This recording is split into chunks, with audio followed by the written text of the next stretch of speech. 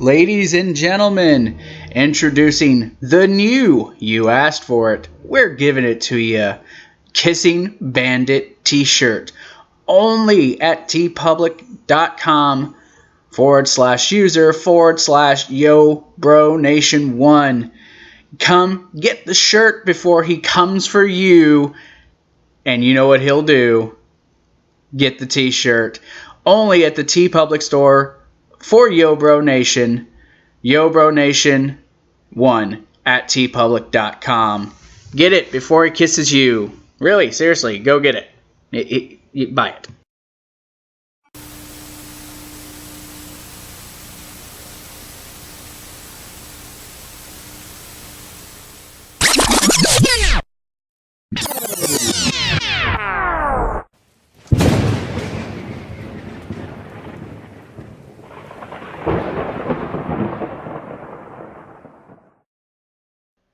Welcome, YoBro Nation, to another Retro Rewind review here on the YoBro Nation, the YoBro Gaming and Review channel.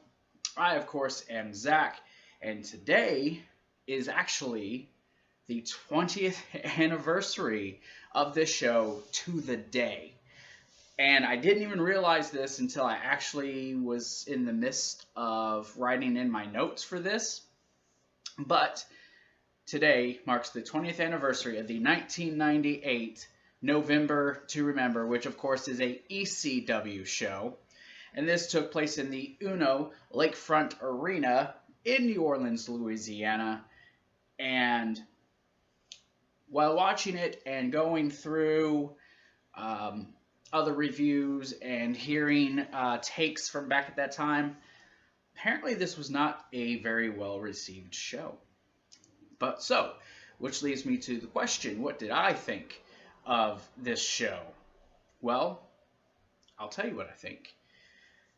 Of course, as always, got my Matt Hardy t-shirt, my broken Matt Hardy shirt. Found this inside a bag I was going through earlier today. Thought, hey, why don't I wear this? I've never, ever wore this show. Actually, if you can see, I got it at an indie show. Crazy Steve signed the shirt. Everyone loves Crazy Steve. So, let's go ahead and jump into this review. Of course, this show opened up with some random guy who, for the life of me, I could not find his name, trying to get an interview with Jack Victory, and who I believe, if I can go back and look, hold on. I had it actually wrote down here somewhere. Mr. Wright. That was his name. He had Mr. Wright with him. And I tried to look up the name of the guy during the interview. But anyways, they did an interview with him where basically he was talking about how he took out New Jack. And New Jack ends up showing up, beating up both of them, and has to be taken off by security. But don't worry, New Jack will come into play later. So the show officially opens up with Joey Styles, as it always does. And I would like to say that for those who didn't watch during the Attitude Era and didn't watch ECW or WCW or any of them, while yes, to me, JR was the best color commentator out of everybody, a lot of that, though, I think had to do with the fact that he had Jerry Lawler. Joey Styles, up till probably the last year or so, did this by himself. Every week, he was the guy who did all the matches, called everything. He had no one to play off of. Joey Styles was genius at this stuff, and he was, in my opinion, the most underrated color commentator ever. I would put him on the level of JR. I really would. That's just, while I'm talking about him, in case I never get another chance to do it, I want to put that out there, that he is on par with a JR. So, moving on. So he comes out there, he's the host, he's the hype man, as some would say. And he's going over all the matches on the card that you're going to see tonight. And when he's finishing up, here comes Terry Funk, who had just returned to ECW that night. Because he had left to go to the WWF at the time, and then he left there to go do a movie. Well, he was finally returning there, and he came in and complained. He complained about Paul Lee and how he didn't give him a invitation to come, and that he was mad at Tommy Dreamer, who he said betrayed him because he didn't ask him to be his mystery partner for this show. He brought up how 6 years ago he came to me and Terry Funk, my daddy's a drunk, my mama's a whore, and he used all sorts of bad language, and he kept saying funk him, funk you, funk everybody, he's the living legend. Tommy Dreamer comes out, tries to calm him down, and it's funny when he's coming out, Joey Styles is kind of like waving like, come on, hurry up, get him out of here, I want out of here. So Dreamer gets in and he's trying to talk to him, he's like, Funk tells him he should slap him like he'd slap his daughters and he slaps his wife, and how he'd slap anybody else. Funk acted like a drunk dude during this whole thing, but he finally leaves. Then the first official match of the night starts with the BWO, the Blue World Order, which was Nova and Meanie versus Roadkill and Danny Doring. While this match started, Terry Funk showed back up, came to ringside, made himself at home, sitting down ringside at the little table there, and kind of every once in a while would interject himself, especially there at the beginning or there towards the end. So this was a good tag team wrestling match. A lot of tag team matches on this card, and watching ECW pay-per-views, they do a lot of tag team wrestling in ECW. But especially the Blue World Order, they worked really well. Meanie is like hilarious. He's going to do like a suicide dive through the ropes, and he stops and sits on the ropes and holding it. He's opened up, and then here comes Nova, who comes running. You guys might remember him as Simon Dean, the little fitness guru. That's who most of you will probably remember him as. His name was Supernova or Nova. Actually, I think his best work was when it was Nova and Chetty as a team. But anyways. And then he does like this people's leg drop. A couple different times you see some people emulating The Rock. Of course, this was around the time Rock was about to become WWF champion, and he was probably, one of the most over baby faces in the company. Anyway, he does this people's leg drop. Then towards the end, like I said, Terry Funk kind of gets himself in there. He like slaps the Blue Meanie and just keeps slapping. And of course, in ECW, there really was no disqualifications unless it was something like really specifically specified prior to if something happens, which you'll see later in the evening. So then the match continues. Funk gets knocked off the apron. He lands on the table, doesn't break, and then he puts himself through the table. And Joey Styles even calls him a madman. Like, what's wrong with him? He's like a madman. Something's not right. Doring and Nova were the most impressive two in this match. Nova was always known for being an innovator, and I think Danny Doring was really underappreciated. The ending was kind of sloppy, just a sloppy exchange, but they ended up getting the BWO ended up getting the blue light special for the 3 count on Danny Doring.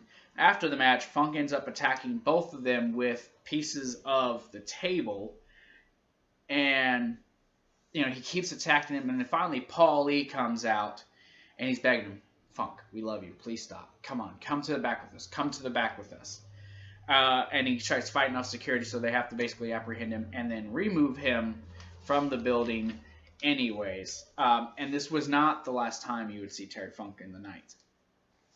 Up next, it was Tracy Smothers, who I did have the opportunity and the pleasure to meet last year at an independent show. He is an awesome dude. But Tracy Smothers, along with his fellow FBI members, Little Guido, Herman, Big Herman, I think they called him, I don't remember, and Tommy Rich, versus Tommy Rogers, who had the debuting actual full-blooded Italian, Chris Chetti. Rogers was a former tag team partner in a group called the Fantastics, who I guess was a really well-known team. You know, he was talking about people who weren't really Italian, and he brought up the fact that Chetty actually is. Of course, Rich made fun of the fact that they were in New Orleans, and at that time, the Saints were a crappy team, and LSU wasn't doing too hot at that time. He crapped on him. Of course, Rogers is the babyface, so he does the babyface stuff. Throughout the course of the match, the FBI, they were involved,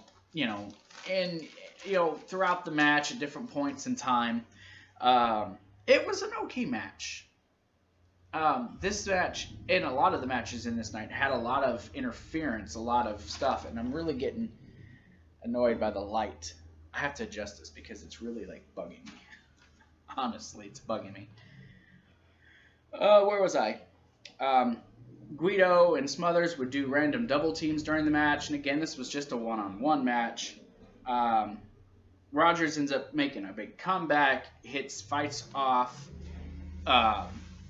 fighting off various members of the FBI. Chris Chetty just vanished out of, into thin air, and then he hit the Tamikaze, the Tamikaze, which is basically a kill switch engaged, which is the move that Christian does, for those who don't know. Hits that, gets the 3 count. Then afterwards, you see Guido and Smothers kind of arguing like there's an issue. Well, that was a ploy to get Tommy Rogers, so they attack him. Then comes Chetty back in the ring. He takes those 2 down, and then the rest of the FBI kind of they had vanished. And then here comes Herman with Mabel, who take them out. But then here comes freaking Spike Dudley, who starts taking them out. He starts kicking them. Freaking Herman goes for a table spot and misses, falls to the table. Next thing you know, this is a fucking match. It's Spike Dudley versus Herman and Mabel of the FBI. Spike Dudley does a couple more things. Some really neat little things. He runs up Mabel to do the acid drop, which is called the Dudley Dog in freaking WWF. Hits a couple more acid drops, gets the 3 count. It's maybe a 2-3 minute match. ECW was known for doing this stuff back in the day, making matches at the end of a show just to throw a random match in there. Happened all the time, but I can't really judge anything. I didn't even know it was a match, so all of a sudden the referee starts doing a count, and there's a 2 count, and I'm like, oh, okay. Wasn't sure this was happening, but so we had another match. Then Axel Rotten cuts a promo with Balls Mahoney and Masato Tanaka, who's a very underrated Japanese wrestler, about the Dudleys and their match for the tag team titles later. Very good promo. Just go watch it. Then, to me, match of the night. Lance Storm with, we know her as Dawn Marie. Her name in this, though, is Tammy Lynn Bitch. That's with a Y. Tammy Lynn Bitch. Versus Jerry Lynn with the special guest referees, the one and only Mikey Whipwreck. Love Mikey and his work. And Tammy Lynn Sitch, also known as Sunny. Boom. Oh my god, this light, every time I move, it just kind of messes with me. It's bugging the crap out of me. Right out the gates. Jerry Lynn is a top-tier talent in the company, and he was always underrated everywhere he went. He should have been a main guy in ECW. Never really got that till the very, very end. And Lance Storm, what can you say? Lance Storm is the unsung hero of WCW, the WWF when he was there, and ECW. The guy was one of the best that company had, and they really should have used him better. Tammy comes out. She's taking off these long socks and putting on other socks, showing her butt off, being all sexy, kind of annoying. And you can see Lance Storm and Jerry and all of them are just like, look, we don't care. Can we get to the match, please? And but for the match itself, spectacular wrestling match. These two, like I said, they know what they're doing. They are ring veterans. They know exactly what they're doing, and they're great at what they do. The pace, started off slow, very old school wrestling style. The pace picked up. It was very fluid. They were building the story of Tammy Lynn and Dawn Marie. I'm going to call her Dawn Marie this, just so people don't get confused. We'll call them Sunny and Donnie. And Dawn. Sunny was having issues with Dawn Marie, who was having issues with Lance Storm, who Mikey Whipwreck was having issues with all three, and you just kind of had Jerry Lynn kind of stuck in the middle of all this. Excuse me. You could see dissension between the two. Mikey Whipwreck, who thought that Dawn Marie had attacked him, was attacked by, who thought Sunny attacked him, was attacked by Dawn Marie earlier on the ECW TV shows, and actually gave a whippersnapper to Sunny. So there was kind of some tension between them. Like I said, great story, great match. You kept having Sunny, every time Lance Storm would go for a cover, she would slow count, like all the way to the end of this match. But every time Jerry Lynn would get it, it'd be like 1, 2, and he'd have to kick out quicker. So I liked that. Towards the end, again, a complete breakdown in this match. It was like this person was hitting that person. Sunny was attacking Dawn Marie and stripping her, and then Lance Storm would grab her to do something, and then Jerry Lynn would do something to him. And then here was Mikey Whipwreck, who thought he was low blowed by Dawn Marie and thought it was Sunny, so he gave her the whippersnapper. And here you have Lance Storm freaking got Jerry Lynn and Lance Storm in a small package, and then he goes for the count. He rolls them over, so when Lance Storm's got the pin, and he counts to 3 on a fast 3 count. Not a bad match. Very good match. Just again, and I can't say much about it because ECW, that's just what they were known for doing. Look at this. My lighting's just, it's weird. I gotta get better lighting. I need to get lighting from both sides, and I'd be freaking fantastic. I don't know what I'm going on about that. But yeah, it was a good match, and it was definitely the best wrestling match to me of the entire night.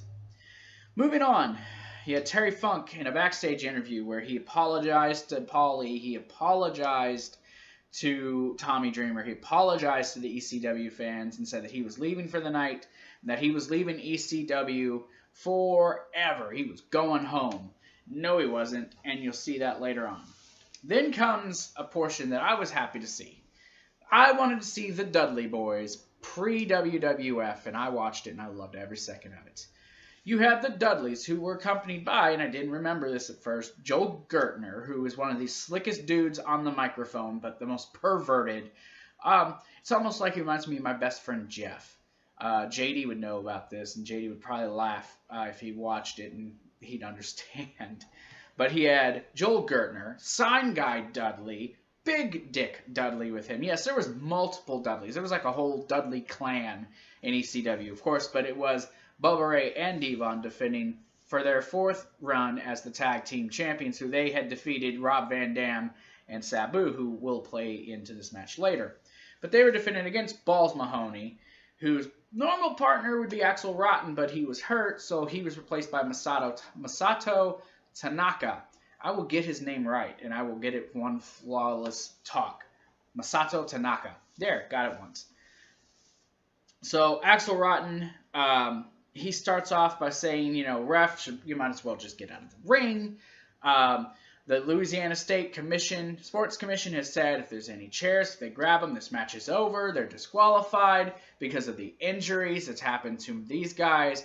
Mahoney, I think, was supposed to be wrestling with a fractured skull, and Masato was supposed to be wrestling with a compressed spine, like some sort of spine injury, or it may have been flip-flopped. I don't really remember. And so they were basically said if the Dudleys try to use a chair, that's it. This match is getting thrown out. But he said, fuck them and fuck that. The ECW is about, what we do and what the others can't do. So I say, screw it. Let's give them the best match. Let's use chairs and just let's beat each other up. Well, then the Dudleys tossed their chairs and they attacked them, which started the match off. The one thing I noticed, and if you've not watched this, the one thing I've noticed the most with the Dudley Boys is they are super violent. Even the they were violent to a point in the WWF when they were heels. But it didn't matter in ECW if they were heel or face, which they were really heel more than anything, vulgar, and they were super ultra violent. And they did not give a fuck. The Dudleys, like I said, they were more violent. There's a point in the match where Devon is imitating The Rock, doing a people's elbow, and he goes for a headbutt and he misses. You have Tanaka flying over the top rope. You had Bubba Ray Dudley like doing a full-on suicide dive over the top rope, and this dude was like 390 pounds at this time. Like he was big. He was not small, and so seeing him do that was like super freaking awesome. But throughout the course of the match, the Dudleys really had the advantage because of the injuries that had been sustained to Mahoney and Masato Tanaka.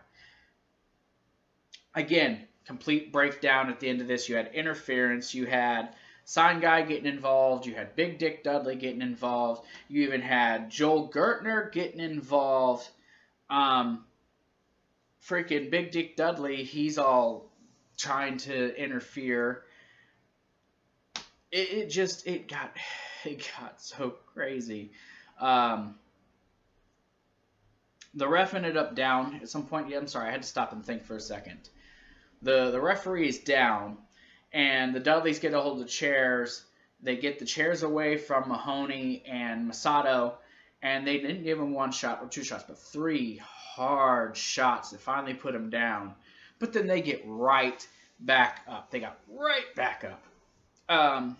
They ended up giving some chair shots to the Dudley boys, knocking them down. They go for a 3 count. This referee, last name Jones, I didn't catch his first name, got to 2, feigned an injury, like, oh, I threw out my rotator cuff, which got him clocked with a chair by Axel Rotten. He got thrown out. Big Dick Dudley again intervened in the match, allowing them to hit a 3D, only for a 2 count. So then you had Bubba Ray and Devon squabbling. They get hit with chairs yet again, only a freaking 2 count. And things, again, start to break down. The Dudleys get tables. They're setting them up. But here comes RVD and Sabu with chairs, who beat the piss out of the Dudleys. Put them onto a table. Put him through a table. Put Devon through the table, allowing Balls Mahoney to get the pinfall, giving you new ECW World Tag Team Champions. This was the only title match, by the way, of the entire night, because the other 2 titles are being hung up in the main event. So it was a pretty good match. Again, interference out the wazoo, and I knew ECW liked doing it, but damn, I didn't realize they were going to do this much of it. So you may hear some stuff in the background. My neighbor's moving today, so if you hear stuff in the background, it's just my neighbor. So you get a promo of Triple Threat. This isn't a match. I'm talking about the trio. If you haven't seen the trio, they were like Evolution before Evolution, but without the Evolution concept, if that makes sense. Franchise, Shane Douglas, Bam Bam Bigelow, Chris Candido. You see them all stand there, and Shane Douglas kills it on the mic. He will murderize a person on the microphone, and I bet he could still cut a damn good promo to this day. But he's sitting there, he's talking about their opponents, talking about RVD and Sabu and Taz, and how if they could, they'd stab each other in the back, and RVD is all about keeping his belt, and how, this is, how do you put it, this is their triple threat. Say that they're all separate, something like this, yeah. And then he said this is their triple threat and that they're united. Again, fantastic photo. But the whole time you see this, you see Francine just back there. You can tell she's topless. She's just rubbing the belt and playing with things. And then she turns around with the belt over her chest and he kisses it. Ain't that beautiful? Francine was pretty attractive. I'll give due when due is deserved. So that led us, though, to our next match, which was one of the feature bouts, which was Justin Incredible with his tag team partner, Jack Victory, who were accompanied to the ring by Nicole Bass. And my God, I did not realize she was really so massive and scary looking. They even at one point kind of referenced the fact that maybe she had a penis. Yeah, that happened. And Chastity and Jason, that was all his name, was just Jason. He called himself the sexiest man alive, and then Mr. Right versus Tommy Dreamer and his mystery partner, Jake the Snake Roberts. He comes out dressed in a hockey shirt and sweatpants with, I think, what was his boots. And considering what he was going through at that time, Jake looked pretty good. I don't know if he was sober or if he was just really good at that time at wrestling, still being able to wrestle while he was intoxicated or high or whatever. I won't make light of it, but he did really good in this match. Dreamer, though, when the match started, he immediately, once they were on the outside fighting, that's how the match started, he immediately started taking out Jason and Mr. Right, getting them out of the way as quickly as he possibly could. Dreamer, he took some sick bumps in this match.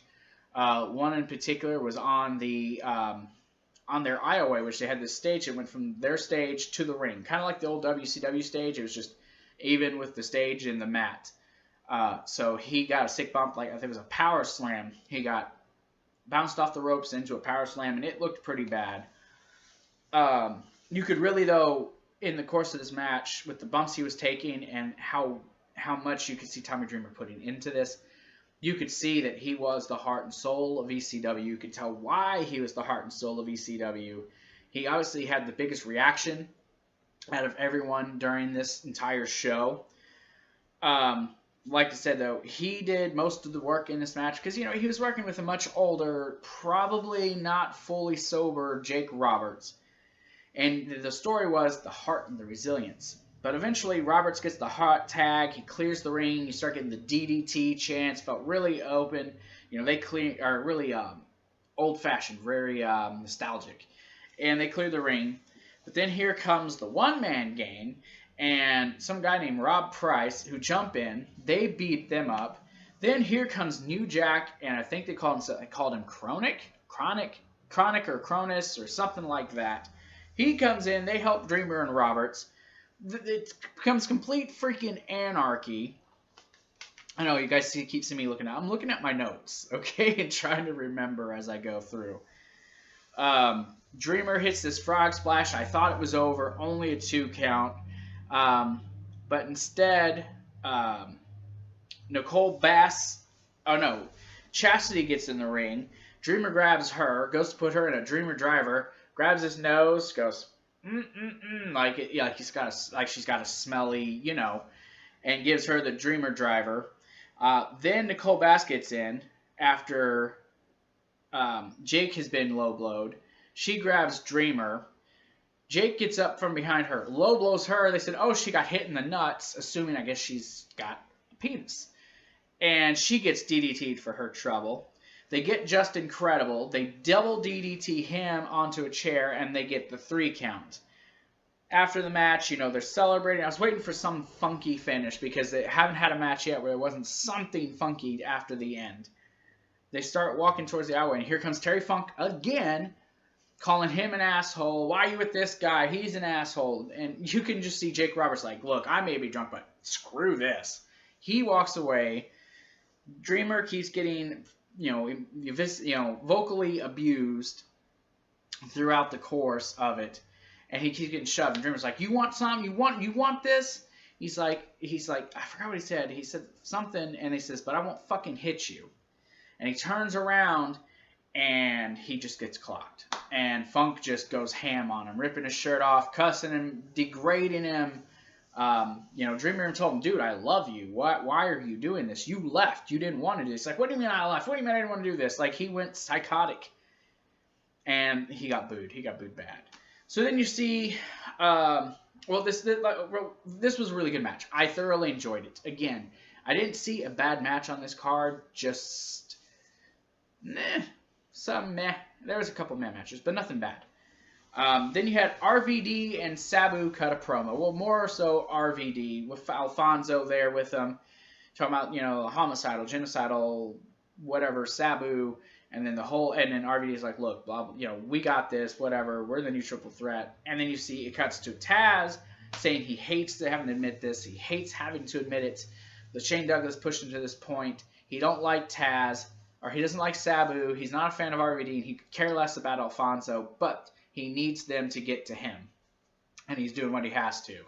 This was where Taz was starting to really, get to his point. He's like, you know, um, the whole survive if I let you thing. I was trying to think of the exact quote, but he's like, survive if I let you. His old FTW thing. So that leads us, though, to the main event, which was the triple threat, which was Shane Douglas, Bam Bam Bigelow, and Chris Candido with Francine versus Rob Van Dam, the ECW television champion, Taz, and Sabu, who were with Alfonso. Now, before the match started, Shane Douglas cut another promo cutting these dudes down about how, basically they're just better. He's top billing. He's the champion. Taz is a fake champion. RVD's the television champion. He's not on that level. And so here comes RVD. Here comes Sabu. They get attacked by the Dudleys. The Dudleys get into the ring. They're all ganging up on them. Then finally, like a boss, the lights go out. Taz's music hits. Here comes Taz, FTW title around his waist and the towel. And he comes in and he just fucking wrecks shop. I loved it. He wrecked shop, got in there, just got rid of everybody, got rid of the Dudleys, suplexed the piss out of everybody. Now, from that point, this match never really had, till towards the end, actual, legal men. It was constant switching out, rotating.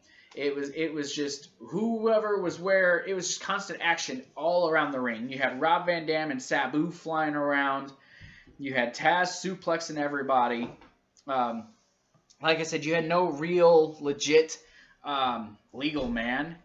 And from what I was reading, I'm pretty sure there was real life heat between Shane Douglas and Taz, because I guess at the time there was talk about Shane Douglas possibly leaving to go to the WWF or to the WCW rather, and so there was some real life heat between the two. And I think it kind of showed somewhat, they didn't really let the two in the ring together till the end. So more craziness happened. Then the next thing you got Van Dam flying from the rope over the gate, almost hitting his head on the guardrail. You got Sabu flying around, knocking people over, and you finally got Taz and Shane Douglas in the ring together, and they're fighting, and Douglas tries to kind of do a leapfrog on the ropes over Taz, but Taz just stood behind him, and he locked him in that sleeper hold, got him down. Douglas is trying to fight. He's about to tap out, and then here comes Sabu on the corner, jumps down with the chair, lands on both their heads. He pins Shane Douglas, gets the 3 count. So they won. They called him the new triple threat, won the match. And then you can kind of see the dissension. Sabu and Taz immediately start going out. You had Alfonso trying to get between them, then RVD finally gets up, and he's trying to get in between them. You think things are okay for a second. Taz starts celebrating, and then, Sabu walks up to him and shoves him, and so he turns around, and you hear him finally say, "Don't fuck with me. Don't fuck with me, Sabu. I'll fucking kill you." They kept fighting. Finally, Taz left, and then the show goes off with RVD and Sabu celebrating.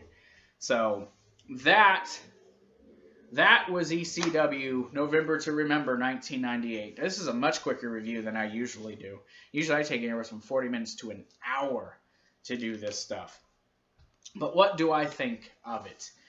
Compared to other ECW shows that I've seen, this is not on that level as those other ones. Why do I always have to elevate my voice when I say things? I'm noticing stuff.